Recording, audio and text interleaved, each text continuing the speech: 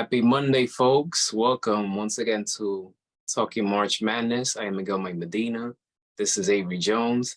Avery, what a phenomenal weekend we had for basketball. Elite Eight is over. Now we're the Final Four. And the unpredictability just continues. So, the Friday games, quick overview. San Diego State took down number 1 Alabama. Brandon Miller went 3 for 19. A lot of people who know the story, they're very happy that he performed that anemic. Miami took down the number 1 team, Houston, 89-75. Nigel Pack when pack attack mode on Houston. Creighton shut down Princeton, 82-75. Texas dominated Xavier. They shot better from the field and from downtown. Great defense, and guys like Hunter and Carr were great in this game. Now, let's go to the Elite Eight, Saturday. Florida Atlantic and Kansas State. What a magnificent game that was. Marquise Noel, he had 30 points, 12 assists. I'll say this, even though he performed well, I do like his performance better than Michigan State. I feel that in the last 10 minutes of the second half in this game against FAU, he was doing a little too much. And you could see that the fatigue started to kick in because he was still battling with the ankle injury, and he was making turnovers, not getting so much the others involved. But at the same time, his other guys didn't really step up when they needed to the most. So you have that going on. And another thing, if you rebound and make your free throws, you most likely will win the game.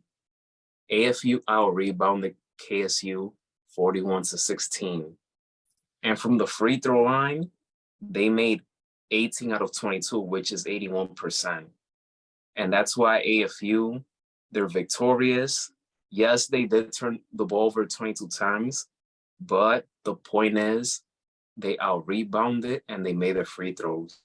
And center, Vladislav Golden, he had a great game with 14 points and 13 rebounds. Miguel, you said it yourself. If you look, I've changed my background.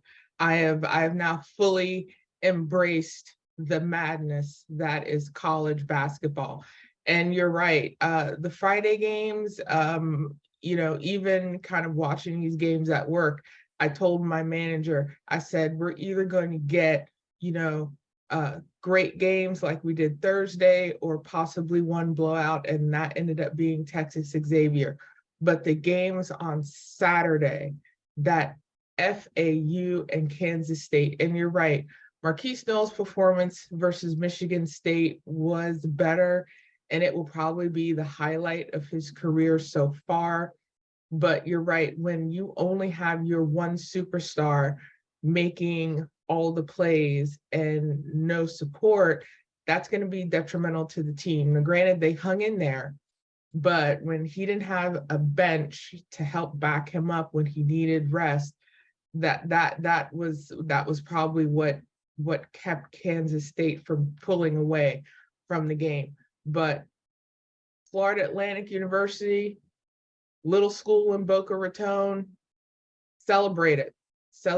They earned it. They certainly did. I'm so happy for them. Just a magnificent story of this team, their resilience. Now let's go to the most disappointing one, UConn Gonzaga. UConn Gonzaga, they pretty much were neck to neck in the first half, but there was just something about Alex Caravan's buzzer beater at the end of the first half that kind of shook up Gonzaga's confidence heading into the second half, because it was a 4-point lead, and then with that 3-pointer made a 7-point lead. And as soon as the second half came in, UConn just ran with it. And I'm very disappointed in Gonzaga. I expected better performance out of them in the second half. It seems like they came out of that huddle and they didn't even want to be in the court anymore. They got outscored 43-22 in the second half. That's unacceptable. That's unacceptable. But UConn, they kept pouring three after three after three. Gonzaga, turnover after turnover. Drew Timmy didn't have a good game. This is probably the worst game that Gonzaga has had during the Drew Timmy era. So, but I'm very disappointed in Gonzaga. I expected a lot from them, but you got to give UConn their credit. This has been the most impressive UConn team that I've seen since the Jim Callahan days. So this ain't Rip Hamilton, this ain't Ray Allen, but boy, this team is really showing me something. Jordan Hawkins, I mean, this man caught fire. He made 6 3-pointers. He finished 20 points in this game. He kind of reminded me, not kind of reminded me, but he is looking like the second coming of Bradley Beal. So if he continues the way he's going, I could see him being a Bradley Beal 2.0 in the NBA in the future. But congratulations to UConn, Gonzaga. Shit. I agree with you, Miguel. I thought the UConn Gonzaga game was going to be neck and neck. I thought it was going to be, like the UCLA game. But Gonzaga just didn't have it. I mean, when they played the Bruins, they had everything. They had an answer for everything. And you're right, that buzzer beater at the first half just kind of took the wind out of them.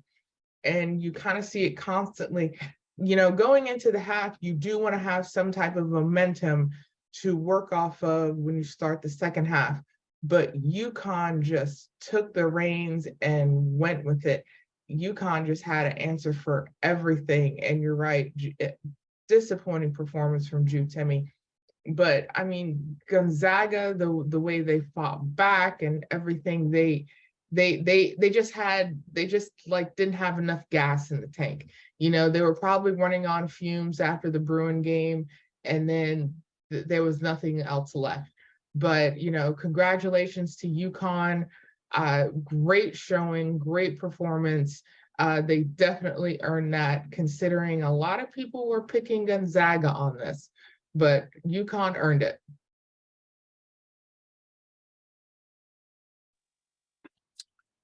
Creighton versus San Diego State. I love this game. This game was everything on a Sunday afternoon. Both teams struggled from downtown. So what they did is they relied more on putting points in the paint. So both teams gave it all they got. Kalkbrenner, as good as he was, he did feel San Diego's defense. San Diego did a good job containing Creighton because they know how good they are. But at the same time, Creighton, they're gonna continue battles to the end. And they certainly did that, but it was a great back and forth battle between both teams. Defense wins championships. And that's exactly what San Diego State brings to the table, and they showed it once again in this game. Defense wins championships. Many people will complain about that foul call at the end, but in this situation, I have no problem with it. If you saw the replay, he had his hand there, his left hand on his hip, so you can't do that. Yes, it's a heartbreaking loss for Creighton, but this was a hard-fought game. Both of these teams deserve to be in the Final Four, but only one team can go forward, and that's San Diego State. You're right, Miguel. This is probably the game of the tournament, and we still have, 5 more games left, including the national championship game. But Creighton and San Diego State, I mean, that was a great game. And you're right, defense won this game. And you see it in these scores. When these scores, usually college basketball games average, each team may average between like 65, maybe 70 points. But when you have both teams barely breaking 60, that is a great defensive game. And San Diego State coming off their win versus Alabama, but they had everything going for them. and they knew it. They knew it. I mean, great defense by both teams, but San Diego State just has a little bit more. And of course, everyone will mention, officiating and calls, but this is San Diego State's win. Let them have it. They earned it. And now they have another step closer to becoming national championships. Last but not least, Miami versus Texas. Coming to this game, I wanted Miami to win this game, but I was a bit concerned because they just finished beating a number 1 seed team. So I wonder how much gas in the tank will they have left, especially against a team like Texas. Because Miami's fast, but Texas is faster. So they needed every ounce of them to win this game. Miami started the game on a 9-2 run, but then Texas, they caught fire. It's like one of these games where when a team gets hot, they go on these mini runs. This other team goes cold for a few minutes, no field goals. And then if the other team switches it around, does it, then that team goes cold as well. So that's what I saw in this game. Miami, listen, their hard and their never quit attitude won them this game. They just kept hanging in there and hanging in there. A team that was losing by double digits, they hung in there against a really good Texas Longhorns team. So Jordan Miller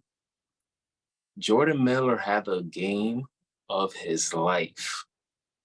The man dropped 27, but he went perfect from the field, 7 for 7, and went perfect from the free throw line, which is 13 for 13.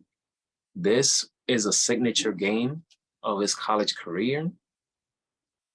And Miami, obviously, they got physical. They play good defense in the second half. But what an impressive comeback. What an impressive comeback.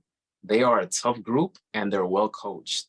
And now their coach, Jim Larranaga, this is the second time he takes a team to the Final Four. The first one was with George Mason in 2006, and now with Miami. So congratulations, Miami Hurricanes. And who knows, we might see FAU and Miami in the national title game. Florida, stand up. You're right. A lot of us down here in South Florida, not only did we enjoy that game on Friday night versus Houston and being at work, checking the score, I mean, Miami was just fantastic versus Houston. So taking that and then seeing how they would work against Texas, you were right. I believe they were down as much as 12 or 13 at one point. And the way Texas handled Xavier, you were like, this is going to come two different ways. Either it's going to be close or it could turn in, to the UConn Gonzaga game and just get out of control. But you're right. I mean, I think Miami in a way, especially when the men's tournament and the women's tournament are going on around the same time. If schools have both teams in, they may look for that for support. And Friday night, the women of University of Miami, they knocked off Villanova. So maybe the men took that as a stepping stone to say, hey, if our ladies can do an upset, why can't we? And they have just kept the ball rolling. And that game versus Texas, I think is a good stepping stone. I think this is gonna be interesting coming in to these Final Four matchups. And if I were to say, maybe one team has an edge over any other, I think it's going to be the University of Miami. I've said this before. A lot of these teams have a football program that outshines their basketball program. And Miami is one of those teams. And now their basketball program is shining here. And you're right. I would like to see Florida Atlantic versus University of Miami. I mean, why not? I mean, March Madness. This is what it's all about. So how's this Final Four gonna be? But you're right. It's great. It's great.